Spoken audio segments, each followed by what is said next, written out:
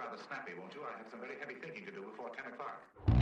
You've done well so far, but up until now, I've only been using a mere 5% of my power. Now let's see how well you fare against my Biden blast. Are we having fun yet? Hell yeah! While you and I are talking this very minute, some slimy, green-headed, 12-legged creep could be crawling into the White House.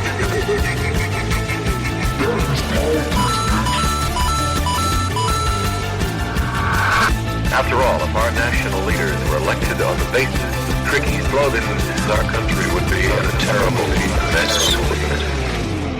Hello, everyone, and welcome back to By the Ballot. I am your host, Matt Royer, and today we will be talking about something a little bit different than we normally do on this, where we will be talking about the ongoing surveillance of American citizens as we are in one of our most authoritarian presidencies in a very long time. Last week, Discord announced it will begin requiring users to submit either a face scan or a government-issued ID to verify their age before receiving full access to the platform. Users who opt out will face restrictions designed to create what the company calls a teen-friendly environment. On paper, that sounds reasonable. Protect kids, reduce harm, make platforms safer. But it also signals something bigger, a rapid shift toward tying real-world identity to online activity across the internet. This isn't happening in isolation. More platforms are rolling out age verification systems in response to mounting political pressure around youth mental health, algorithmic harms, and online safety.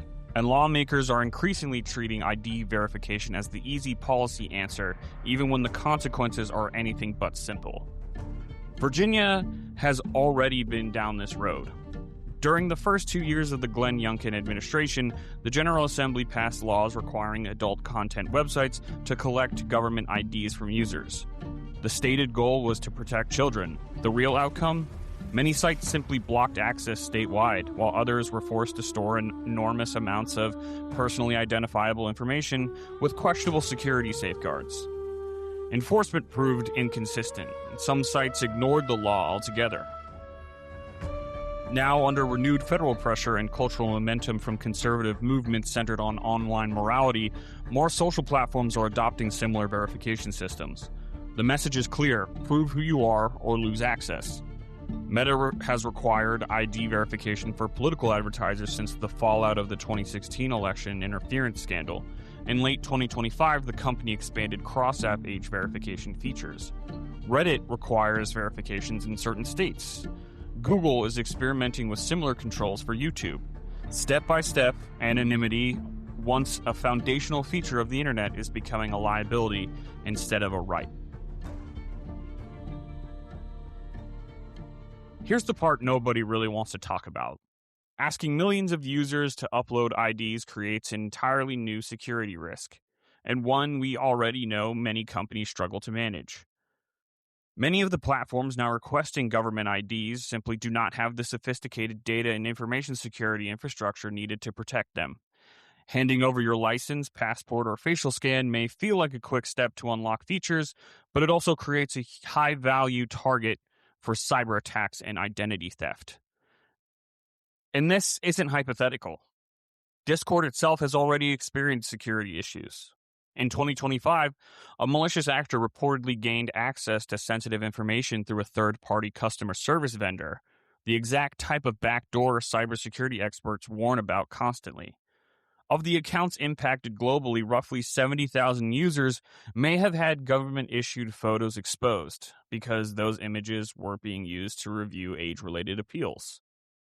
So the obvious question becomes, why on earth would users feel comfortable handing over more ID data now if the system has already been compromised once?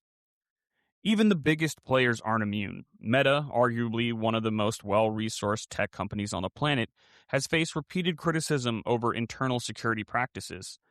Allegations in 2025 suggested broad internal access to user data at WhatsApp, despite the company's end-to-end encryption branding, raising concerns about who inside a company can see sensitive information and how closely that access is monitored. As someone who participated in Meta's political verification beta back in 2018, handing over both my ID and social security information, I can tell you this isn't some abstract concern. Once that data exists in a corporate system, users lose meaningful control over how it's stored, shared, or exposed when something inevitably goes wrong. If companies operating at Meta's scale still struggle to lock down sensitive data, imagine how difficult it will be for smaller platforms, often without dedicated cybersecurity teams to handle millions of IDs responsibly. Age verification doesn't eliminate risk, it centralizes it, and centralized data has a way of eventually being leaked, breached, or misused. And that's the bigger issue that rarely gets acknowledged. Data collection isn't just a safety tool, it's a business model. The more information companies hold, the more valuable they become to advertisers, investors, and increasingly governments. Every new verification system expands the pool of data that can be monetized, subpoenaed, or repurposed later. What begins as a policy meant to protect children often ends up reinforcing the same data economy that made the internet feel safe in the first place. Security risks are only part of the story. The more prescient issue, especially for anyone involved in organizing or political activism, is surveillance. Recent reporting from the New York Times described how the Department of Homeland Security issued hundreds of subpoenas seeking names, email addresses, phone numbers, and other identifying information tied to social media accounts that track or criticize immigration enforcement activities. The requests reportedly targeted platforms including Google, Reddit, Discord, and Meta. While companies have offered different levels of transparency around how they respond to these requests, the larger reality remains. Once your online identity is verified by government-issued ID, connecting your speech to your real-world identity becomes significantly easier. That matters because the accounts reportedly under scrutiny weren't shadowy criminal networks. They included local community groups sharing public information. One example involved accounts tracking ICE activity in Montgomery County, Pennsylvania, where community members posted updates in both English and Spanish to alert neighbors about enforcement activity in their area. Regardless of where you stand politically, that kind of monitoring raises serious questions about how online civic participation may be treated under heightened enforcement environments. Those who remember will have flashbacks to the Sinclair-led hysteria over the Facebook group Loud and Love Warriors just a couple years ago.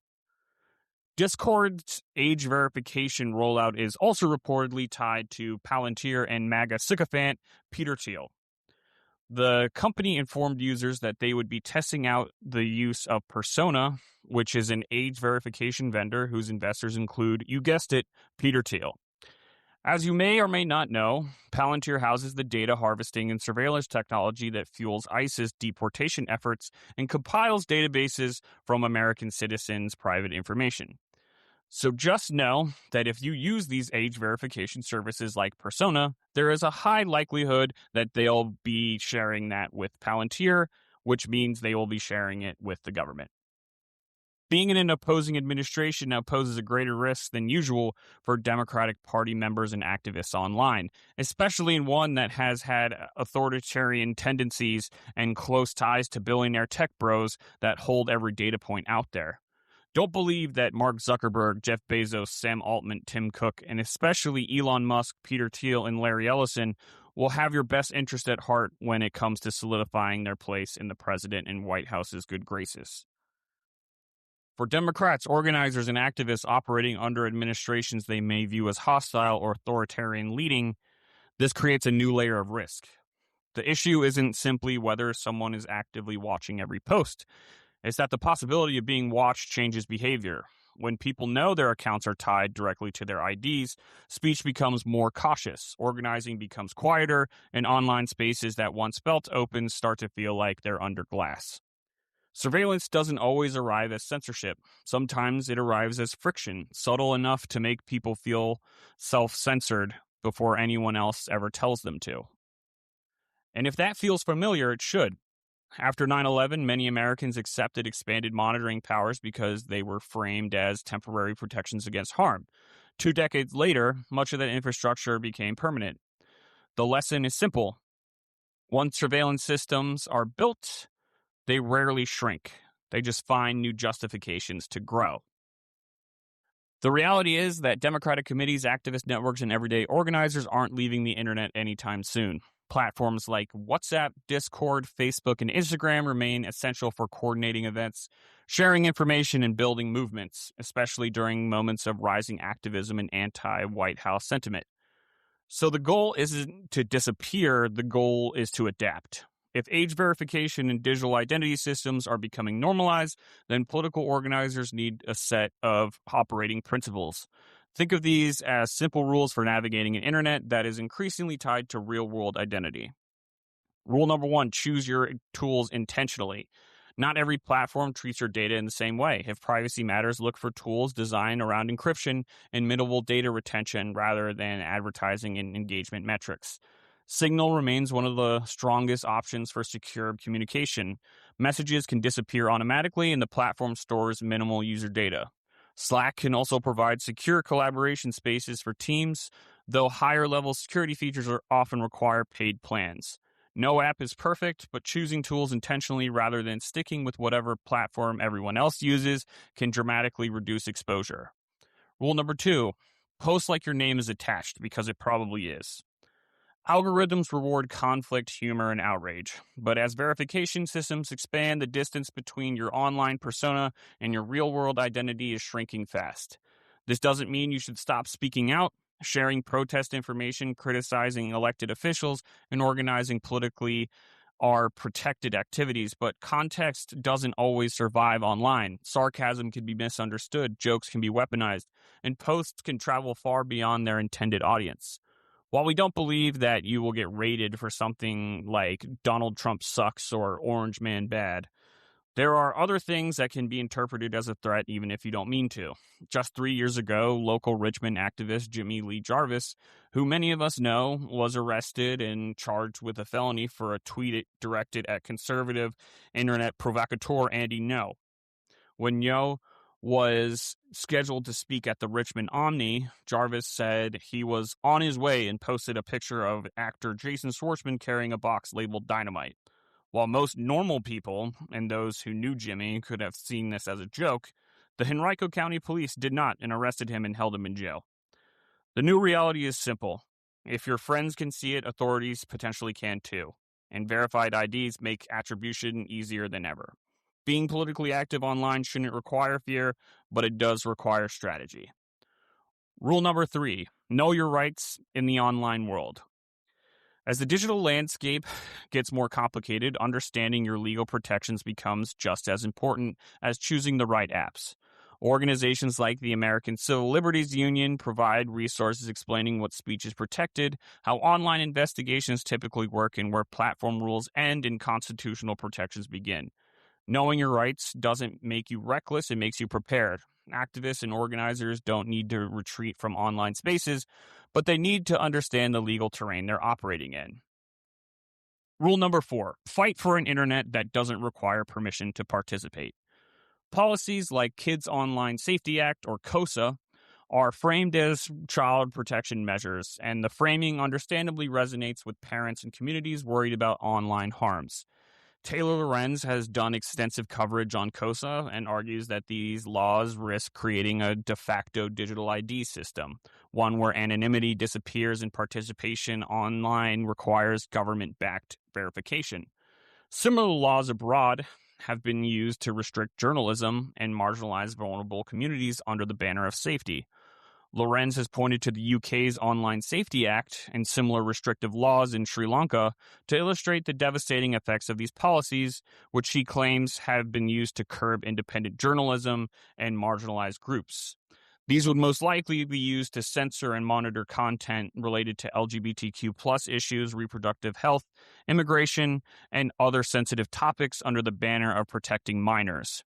Virginia's own experience with age verification policies show how quickly good intentions can produce messy consequences, inconsistent enforcement, expanded data collection, and limited effectiveness. Protecting children online is important, but building a permission-based internet where every user must verify their identity is a much bigger and more permanent change than most people realize. The answer isn't silence. The answer isn't abandoning digital organizing. It's learning to operate smarter in a system that is changing fast. Digital safety today looks a lot like field organizing has always looked. Know the terrain, understand the risks, and protect the people around you while still doing the work. Because the internet isn't going away, but the rules of participation are being rewritten in real time. The debate over age verification is often framed as a simple choice: protect children or protect privacy. But that framing misses the larger reality. What's being built isn't just a safer internet for kids, it's a new infrastructure where identity verification becomes the price of participation. And once that system exists, they rarely stay limited to their original purpose. Every new verification requirement creates another database. Every database becomes a potential target for hackers, advertisers, or governments. And every step that ties our online speech more closely to our real-world identities shifts the balance of power away from users and toward institutions that already hold enormous influence over public discourse. For organizers, activists, and everyday people who rely on digital spaces to advocate, mobilize, and build community, this moment demands clarity. The goal isn't to retreat from the internet or to surrender the tools that make modern civic engagement possible. The goal is to understand the terrain we're operating in and to push back against policies that treat surveillance as the default solution to every social problem. The internet was never perfect, but for decades it allowed people to explore ideas, find community, and challenge power without first having to show a passport at the door. That freedom is worth protecting, even as we work to make online spaces safer for younger users. Because the real question isn't whether safety matters. It does. The question is whether we can protect people without building a system where being watched becomes the cost of being heard. And that's a question we should answer carefully before the infrastructure becomes permanent and before silence becomes the safer option. The moment identity becomes the price of participation, the internet stops becoming a public square and starts becoming a checkpoint. Thank you for reading and listening to By the Ballot. Please remember to like, subscribe, and share so we can continue to grow our audience. We will be back next week as we continue on with the Virginia General Assembly session and as we head towards the 2026 midterms. So please remember to come back, and until next time, bye-bye.